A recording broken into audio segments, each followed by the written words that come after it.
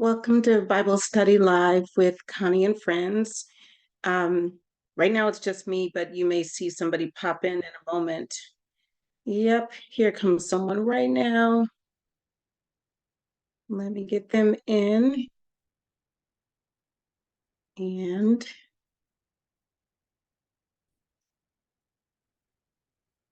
hello, sisters. Hello, Spring and Gina. Good to see you. Welcome to Bible Study Live. I got two of my sisters with me right now. It's February 1st, which is crazy that January's over, but we're in a new theme. And so this month's theme is, I tell you, God gives me these themes, and then I don't even know how relevant it's going to be until we get to that day or that month, and it's so relevant. So anyway, the theme for February is forgiveness. And tonight we're talking about freedom with forgiveness and how do you forgive when the offense is massive. So I've been reading the book of Genesis since the beginning of January, and we've read a lot about Jacob and Esau, and that was really a hot mess. And I'm going to read just a few highlights from that because it's important to understand what Jacob did and what he did to Esau. And specifically, he did some other stuff to other people too, but we're going to focus on his relationship with his brother. This is Jacob and Esau, brothers. And so as we talk about this, I want to talk about how do you forgive someone who kills someone close to you or who harms someone close to you.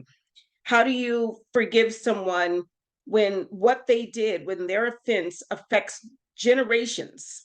It's not just you, it's your seed that it affects. How do you forgive someone when they've caused heartbreak? Horrible, horrible heartbreak. How do you forgive someone when there's no real apology, or sometimes there is an apology, but it can't restore what was lost? So, first, to talk about this, we need to see what happened with Jacob and Esau. We're going to go to Genesis chapter 25, when they're born. So, right from the beginning. So, look at Genesis 25, verse 24. When the time came for her, which is Rebecca, to give birth, there were twin boys in her womb. They were twins, you guys. These are twin brothers, not just brothers, twin brothers. And, Spring is on the call. She knows how close twins are. They have a closeness that is medically proven, that is not like anything else. Anyway, the first to come out was red, and his whole body was like a hairy garment. So they named him Esau. After this, his brother came out with his hand grasping Esau's heel. So he was named Jacob. And then it says in verse 27, the boys grew up and Esau became a skillful hunter, a man of the open country, while Jacob was content to stay at home among the tents. Isaac, their father, who had a taste for wild game, loved Esau, but Rebekah loved Jacob. Once when Jacob was cooking some stew, excuse me, Esau came in from the open country famished. He said to Jacob, quick, let me have some of that red stew. I'm famished. That is why he was also called Edom. Edom, not Edom. Jacob replied, first, listen, twin brothers now. He replies to his hungry brother, first, sell me your birthright. Look, I am about to die, Esau said. What good is this birthright to me? But Jacob said, swear to me first. So he swore an oath to him, selling his birthright to Jacob. Then Jacob gave Esau some bread and some lentil stew. He ate and drank and then got up and left. So Esau despised his birthright, meaning he didn't, value it enough not to sell it over some stew. So then go to chapter 27. That was the first offense, right? Then you go to chapter 27, and here's what happens. I'll summarize it, and then I'll just read a couple of verses from it because it's long. Their father Isaac was dying, and it was now time for him to pass on his blessing. He was supposed to give his blessing before he died. But Rebecca, whose favorite is Jacob, overheard him say that. And he said, so here's what it says in verse 2 of chapter 27. Isaac said, I am now an old man and don't know the day of my death. Now then, get your equipment, your quiver and bow, and go out to the open country to hunt some wild game for me. Prepare me the kind of tasty food I like and bring it to me to eat so that I may give you my blessing before I die. But Rebekah, in verse 6, said to her son Jacob, look, I overheard your father say to your brother Esau, bring me some game and prepare me some tasty food to eat so that I may give you my blessing in the presence of the Lord before I die. Now, my son, listen carefully and do what I tell you. Go out to the flock and bring me 2 choice young goats so I can prepare some tasty food for your father just the way he likes it. Then take it to your father to eat so that he may give you his blessing before he dies. They covered him up with some animal skin and fur because he's a hairy man. And Isaac is like, it sounds like Jacob, but it smells and feels like Esau. So, okay, I'm going to give you my blessing. So Isaac gives, and this is, we'll get into another message another day about the power of words, but the words that you speak, him giving that blessing, saying all of that, Jacob just really, he said, the Lord your God gave me, he just did the most. But anyway, so here's the blessing in verse 28 of chapter 27. May God give you heaven's dew and earth's richness, an abundance of grain and new wine. May nations serve you and peoples bow down to you. Be Lord over your brothers, and may the sons of your mother bow down to you. May those who curse you be cursed, and those who bless you be blessed. And it says that after Isaac finished blessing him and Jacob had scarcely left his father's presence, his brother came in from hunting. He too prepared some tasty food and brought it to his father. Then he said to him, Father, please sit up and eat some of my game so that you may give me your blessing. His father Isaac asked him, Oh, I am your son, he answered, your firstborn Esau. Isaac trembled violently and said, Who was it then that hunted game and brought it to me? I ate it just before you came, and I blessed him. And indeed, he will be blessed. When Esau heard his father's words, he burst out with a loud and bitter cry and said to his father, Bless me too, my father. But he said, Your brother came deceitfully and took your blessing. Like, it's gone. It's gone. There's nothing I can do about it. He even asked, Haven't you reserved any blessing for me? Isaac answered Esau, this is verse 37, I have made him lord over you and have made all his relatives his servants, and I have sustained him with grain and new wine. So what can I possibly do for you, my son? And he said, Do you only have one blessing, my father? Bless me too, my father. And so anyway, his father answered him in verse 39, Your dwelling will be away from the earth's richness, away from the dew of heaven above. You will live by the sword, and you will serve your brother. But when you grow restless, you will throw his yoke from off your neck. And then it says in verse 41, Esau held a grudge against Jacob because of the blessing his father had given him. He said to himself, The days of mourning for my father are near. Then I will kill my brother Jacob. And so then, of course, Rebecca, always mespesticating, as my mama used to say, all in the mix. She's like, I heard him say he's going to kill you. You need to go ahead and go and stay with your uncle Laban for a while until your brother's fury subsides. So you just go somewhere else and take your blessing. You got everything I wanted you to have. Go ahead and go. Now, part of it is at that point, it's really clear that Esau was so angry, he was planning to kill his brother, right? But something happened. It doesn't talk about it. We see Jacob's story after that. We don't see Esau's story in between. We see Jacob's story. But something happened that changed his heart. And it's that kind of forgiveness, that kind of freedom with forgiveness that I want to talk about a little bit. So if you look at Genesis 32, Jacob is getting ready to go meet Esau. This is years later, and he's getting ready to meet him, and he is terrified. So if you look at 32, verse 3, it says, Jacob sent messengers ahead of him to his brother Esau in the land of Seir, the country of Edom.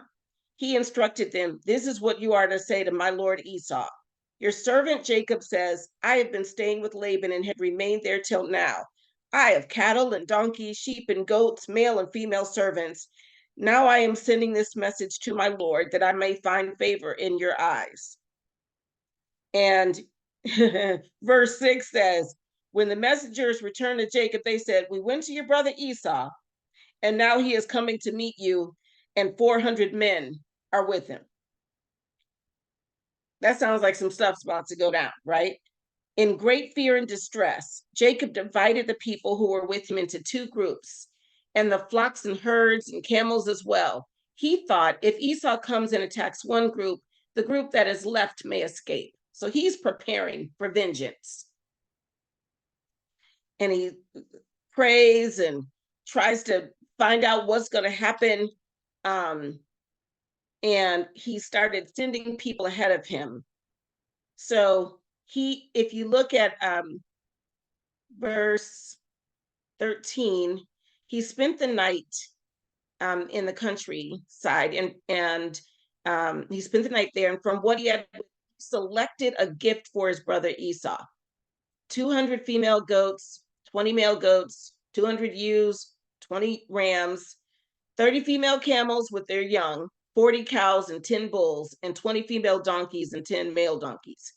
He put them in the care of his servants, each herd by itself, and said to his servants, go ahead of me and keep some space between the herds.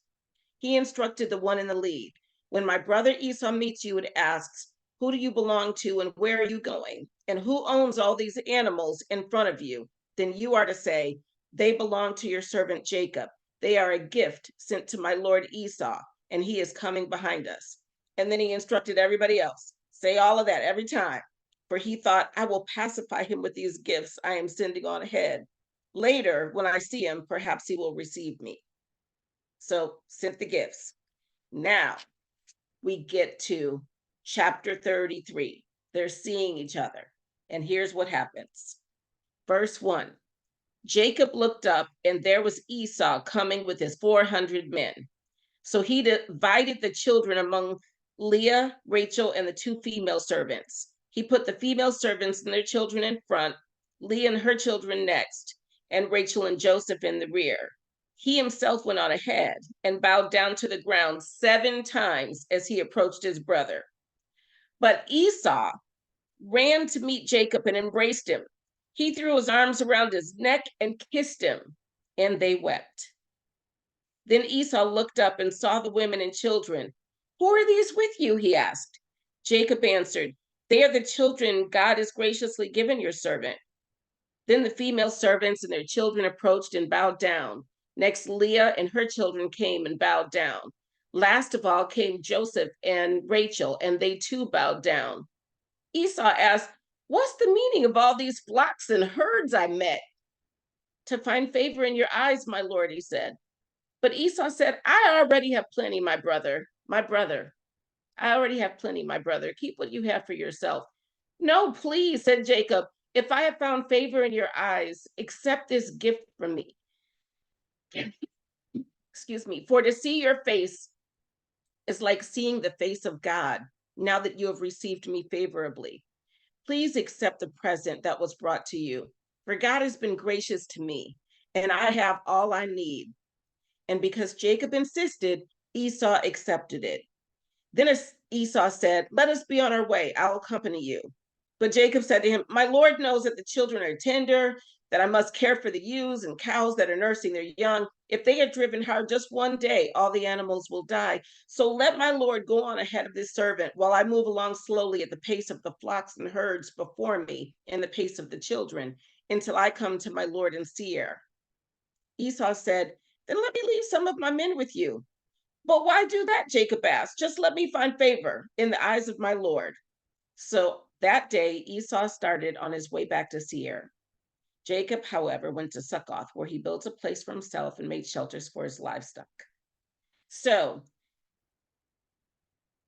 he didn't say, I'm sorry. I'm so sorry for stealing your birthright, for stealing your blessing. He didn't say, I'm sorry. He showed it with his actions by getting, he was terrified. He was terrified for the wrong that he had committed. And when you think about it, and you think about how this would have affected generations, Esau's children and his children's children, just the same way that the blessing was going to affect Jacob and his children and children's children. This was a huge wrong. This was a huge offense. This was something that Esau originally thought, I'm going to kill Jacob over this. But at some point, he forgave him. He forgave him. There was freedom with forgiveness. He did throw that yoke off his neck and forgave him. Like, I'm not going to carry unforgiveness. Let me share something with you. Two things. One is about, because I really wanted to get an understanding of that, of like, for instance, you guys have seen in the news stories where somebody kills somebody in their family and then they go to their trial and they advocate for them not to be put to death or for leniency because they've forgiven them. They've gone to the murderer or whoever it was and forgiven them. And so I wanted to see just a little bit of that. So I'm going to read you a couple of statements from a couple of cases where that happened. And there's an organization called Restorative Justice that is all about that. That's what they do, is try to pair up people who have committed a crime with the victim of the crime, the families or the people who are left.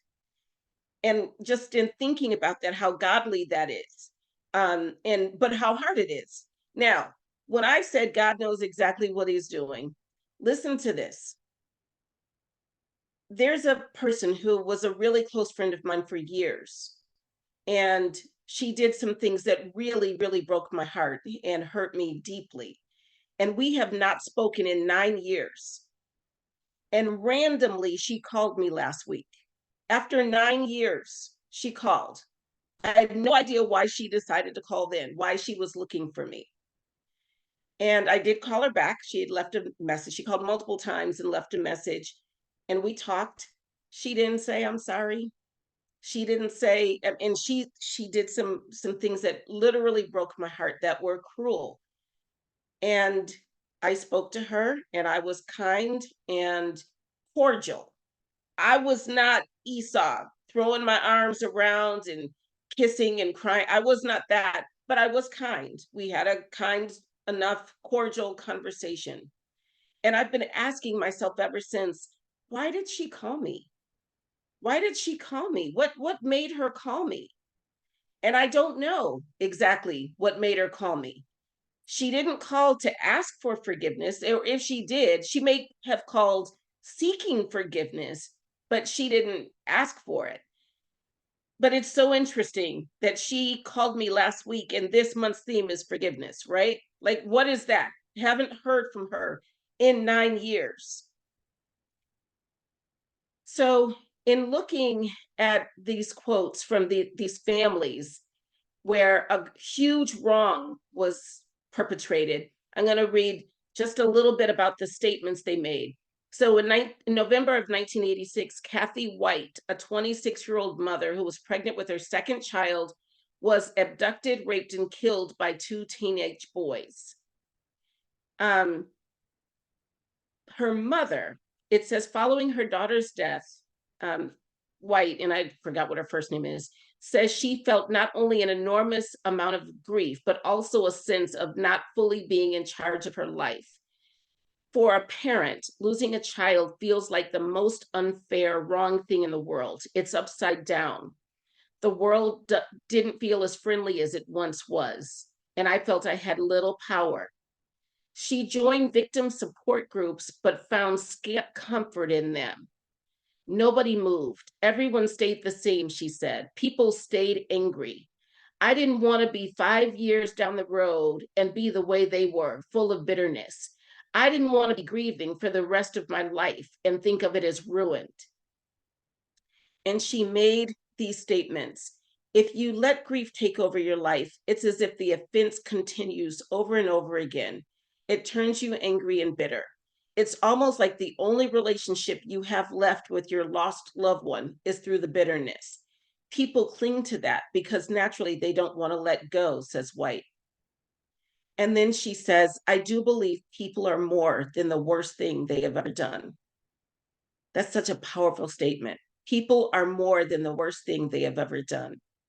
A lot of what we do while people are incarcerated is dehumanizing, degrading, and demoralizing. She says, I was trying to put some humanity back in. So she ended up forgiving um, the boy, the young man who raped and murdered her daughter. And they stay in touch. And she, as well as her daughter's other child, her granddaughter, have made amends with this man. She said he looked so young when she saw him, and she realized forgiveness wasn't helping anybody. It just wasn't helping anyone. And then there was another situation where Ruth Pelkey, she was a 78-year-old Bible teacher, had been murdered at her home by 4 teenage girls. And her grandson attended the trial as well as the sentencing of Paula Cooper. And at the time, he felt the death penalty was an appropriate sentence. She was given the death penalty. But 18 months after his grandmother's death, he started to reconsider. Pelkey started wondering what impact the death penalty for Cooper would have on her own family, especially Cooper's grandfather, who attended the trial and who Pelkey had seen break down in tears when the sentence was handed down. My grandmother would not have wanted this old man to witness his teenage granddaughter die, he says. Everyone in Northwest Indiana wanted Paula Cooper to die. Nana would have been appalled by the anger. Pelkey became increasingly convinced that his grandmother, a devout Christian, would have felt love and compassion for Cooper and would have wanted someone in the family to feel the same. Those are really powerful moments. In that case, she was granted leniency. She was not given the death penalty. And she ended up being released from prison as well. And he has a relationship with her. At first, it caused a rift between him and his father because that was his father's mother. But ultimately, the father forgave and said he understood why he had done that. And then in the situation with the mother who forgave her daughter's killer, he told her, here's what happened. He gave her the whole blow by blow. Apparently, the teenage girls have never talked about what happened with the grandmother, but this young man did talk about what happened. And he said that the last thing that she said before she died was, God forgives you, and so do I. You know, y'all, that's some deep forgiveness. And of course, we know Jesus, who went through it and forgave. Forgive them, Lord, for they know not what they do.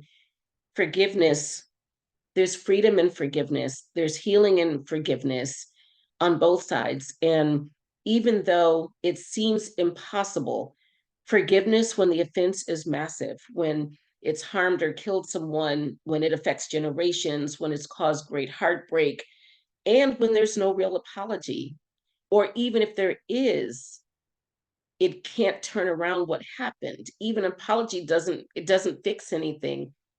We can still forgive. And the story of Jacob and Esau is a perfect example of that. So that is what I have to share for this first forgiveness message. And I will bring my sisters on screen if they will come. Here we go. Hi, honey. Hi, you got Bria too. I do. We have Bria as well. Um, I gotta talk through a lot of this one because I've always kind of wondered about this story. Because my first thought, the legality is, well, he gave his birthright away. He gave it away. So did Jacob really steal it? you know, but you got birthright, but you also have the blessing because the blessing was a little more than just the birthright. That was major Um, stealing. and then he did what his mother told him to do. But of course, he had to know something when she covered him in the fur and stuff. He had to know that, oh, this is to fool him. Um, and I have to talk through because I wonder. I can't find it. I was looking for it. I wonder if I know that Esau forgave him when they like met and stuff, but at the end, I believe when Jacob died, there was some scuffle because Esau did not want him to be buried. He was trying to block his burial from where they were going to bury him. But I got to find that. Yeah. So to be continued. Yeah. I know they were together with Isaac's death. It talks about Yes. that they were together as They buried brothers his during father. Yeah. Yeah. um Yeah, but that's, and they don't say they were identical at all, or fraternal, anything like that. You don't have that information, but they, it's an interesting point of bitterness. We've talked about the betrayal's baby, right? And so yeah, they were unfortunately kind of born into betrayal because the parents favored one over the other. Just I that in know. itself is a betrayal. And so they both would have been bitter in regards to that, both of them. Yeah, So again, to be continued. I'm gonna shut up now. yeah, yep. It's a shame. You think about the damage we can do as parents. Yeah. And even Jacob with Joseph, he played favorites as well. Joseph was his favorite, which is why his brothers tried to kill him. Like Yeah. that was a generational Yeah. legacy as well, unfortunately, Yeah. that carried on from generation to generation. It was just a shame. I'm looking because I know exactly what you're talking about. Death of Jacob. Let's see. Um, so it's in chapter 50 of Genesis. Okay. Yeah, let me see if it says.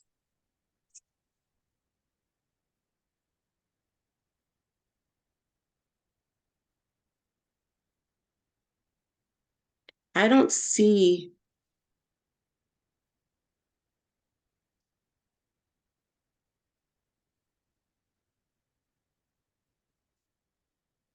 I don't see where it says that. Jacob's sons did as he had commanded them. They carried him to the land of Canaan and buried him in the cave in the field of Machpelah near Mamre, which Abraham had bought along with the field as a burial place from Ephron the Hittite. I don't see Yeah, the anything about the Esau and the mhm. Yeah, I don't see it. It doesn't mean it's not there. Yeah, I have to look it up too, like you said, do a little bit more research. Which So part were you looking for? Spring thought that Esau objected to when Jacob was getting ready to be buried, that there was some kind of conflict there where Esau may have objected to where he was going to be buried or how he was going to be buried or something like that. Does that sound familiar, Bria? I was I was asking because I recently read it. And what I was thinking of, even though I didn't hear all the scripture you mentioned, was just how when I'm gonna get the brothers confused. When whichever brother was the one who ultimately took the birthright, everything. when he had to Jacob. come back. Okay, Jacob, when Jacob had to come back home and Esau gets word, Esau's like, okay, me and thousands of my homies, we about to be posted up. So run up Um on him. Yeah. 400 of his men. yes. Yeah. Yeah, and then that whole scene, reading that recently, I was like, wow, I've never seen it in this light. Like, you kind of fast forward through everything. So that's all I can remember there is that they reconciled ultimately. And it was kind of this beautiful thing of, Jacob thinking he had to give him gifts and all these things because, yeah, I mean, he really wronged him and really changed the trajectory of Esau's life, Right. selfishly. But Esau still, was like, it's okay. Like we're brothers at the end of the day. So I don't know if they had conflict after that Yeah, and about you know what? And it's Burrow. not, I think it's not in the Bible. As I kind of, looked it up, and I don't, who know, I never, sometimes I have things in my head where I don't know the sort where they came from. Um, but this one, the reference is not in the Bible. It says according to the Babylonian Talmud, and they have an entire story about the burial of Jacob and the reason Esau tried to prevent it and how they have a whole story. It's like a whole novel about Right, isn't it the book of Esau that's like not in the canon, but yeah, right? something That's like probably where it came from. yeah, something like that. And this one says, according to the Babylonian Talmud, Talmud, Esau was killed by Husham, son of Dan, son of Jacob, because Esau obstructed the burial of Jacob in the cave of Makpeh. And then it just Hmm. goes on and on about all the stuff that happened and stuff. Um, and it said Esau selling to Jacob his right to be buried in a cave is also recorded, and then they give another reference. So interesting. And they get into all the legality of it, but that story itself is just there's just a whole lot in there. And then the word said that it said the elder would serve the younger. That was the word that was before they were born. Before they were born. Yes, it That did say that. would serve the younger. Yep. It said it right from the beginning. Hmm. I Hmm. was thinking about that with that again, the power of words and that kind of thing of the prophecy of that when in one of the Genesis chapters when Jacob leaves Laban, and that's kind of shady too, what he did there too. He did some shady stuff with Laban. But when he left and he took Laban's daughters, Leah and Rachel with him, Rachel went in and took his godly little statue, whatever God he was serving. She took the idol. And then when Laban came after them, God had told him, don't cut up. Um, but he did ask, why would you take my stuff? Why'd you take my gods? And Jacob didn't know that Rachel had done it. So he was like, we didn't take anything of yours. You can search the camp. But he didn't know that Rachel had it. But his words were, if somebody has it, they will die, basically. And then they didn't find it.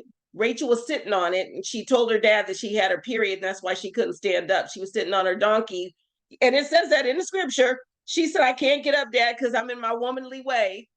But she was sitting with the thing hidden in her donkey pouch or satchel or whatever. But it's interesting that then when she had um, Joseph's little brother, Benjamin, um, she died in childbirth. And I thought about that because I never really thought about the fact that the way he didn't just say, um, he didn't just say, he says,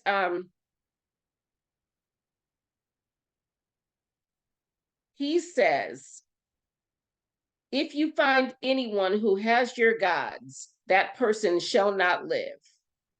In the presence of our relatives, see for yourself whether there is anything of yours here with me, and if so, take it. And so, granted, he says, if you find anyone who has your gods, that person shall not live.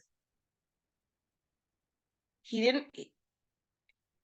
found somebody. He didn't find his God, so he didn't. What in the world? Hold on, my phone is like going. Zzz, zzz, zzz, zzz, zzz. Let me just make sure all is well. Okay. All right. So anyway, he did find the person who had his gods, but he never found out that she had them. But I just thought it was so interesting when he says that person shall not live, and didn't know that it was Rachel who had it, and she shall not live. She did not live. And that was, I just found that interesting. She didn't turn it back over to him. Like she didn't come clean. So much deception and theft, and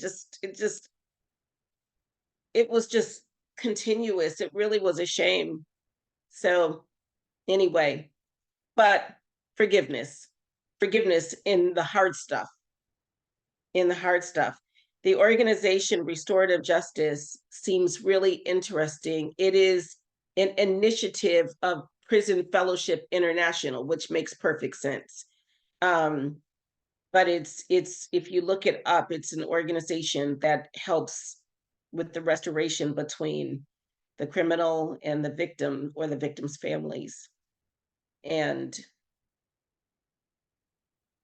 like I said, I've heard about it. I've heard about things like that, and I've always thought, oh boy, like I want to be that good.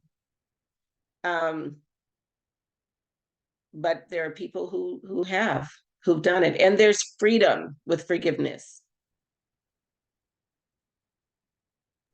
It seems like the forgiveness is the weight of that forgiveness and the weight of that level of grace is also beneficial to the person who committed the crime. You know, I mean, how do you go on and when this person, you know, and it's not remote, it's not theory. This person, you meet this person and this person tells you face to face that they forgive you. It's, you know, how does that not change you? Right. I'm interested to know the recidivism rate of those people who are incarcerated who have had someone come and forgive them, if they are able to ever get out. I mean, some of them probably are in for life, but Yeah. But and even if they don't get out, just the fact that they can be forgiven. But you know what it initially reminded me of? The first thing that came to my mind was the remember when the guy went and sat in the church at the AME church in, I forget which state it was it North Carolina, and shot, you know, killed what, 9 people in the church. And I think it was powerful on a national level. They talked about it internationally. They even made a documentary about their forgiveness, remember? But I think that their forgiveness, and I truly believe they forgave, they weren't grandstanding, that they went to the court, and each, for those, they were like, I think it was the grandson started it of one, but several of them, but they had a spiritual move to forgive. And I think it was so powerful because you know how much hatred came up after they did that. You had the Ku Klux Klan sending this guy money for his legal defense and stuff. That, I mean, literally like $1 million was like raised overnight for the shooter. Because you know, this is in the height of America's hatredism, one of them, but it was just in the height of it. And I believe their forgiveness was an answer to that. I mean, because what they gonna say now? They went in to do evil and to spread evil, to kill and to destroy. And God told his people, forgive them. And I don't know if you remember seeing it, they would come one by one, because each one, the members' families got to speak at his sentencing. And each one came and said, you killed my mother, I forgive you. You killed my grandmother, you killed my wife, I forgive you. And I get chills now thinking about, because it was powerful. It was more, because we don't know what that kid's mental or spiritual state was with what happened, or if he even grasped necessarily what happened. But we know that all the hate that came out of what he did, God answered it with love. Yeah. Wow. Yeah, there are certain biblical principles, forgiveness being one of them, that don't make sense on paper. They don't make logical sense. You can't quite, make it make sense in your natural mind and your logical mind. And yet the benefits are real. And the transformation because of it is real. It's like tithing. You give this away and you get more. And people are like, I don't understand. How's that work? It's a principle. It's just one of those things. Given it shall be given unto you. Like it doesn't make sense on paper. So to money people who aren't saved, they're like, no, you pay yourself first. That's what they'll tell you with a quickness. And because they can't grasp it, they cannot grasp it. And it doesn't make sense on paper, just as that kind of forgiveness doesn't make sense on paper. And until God speaks to our hearts and changes our hearts, it doesn't make sense to us either. Anyway, forgiveness, it's a powerful thing. It's a powerful thing. Like I said, only God knew, because I went to look up, I never remember what the next month is. So I went to look it up and I was like, seriously, forgiveness? So like I said, with the friend calling me after 9 years, I'm like, and we were talking about it on yesterday's prayer call about forgiveness. But God. So anyway, thank you ladies for being here tonight. Thanks for being here for this first message. I appreciate it. Thank you. You're welcome. Good message. Great message. I look forward to the rest to come. All right. Yeah, me too. I don't know where he's taking us next, though. Forgiveness is the theme, so we shall see. It's like, okay, Lord, because he gave me that today. And I was just like, anyway. All right. It was good to see you all. I'm going to go. I'm going to go break my fast. I'm looking forward to eating. So I will talk to you all later. Gina, I'll call you after. Okay. Love you guys. Okay.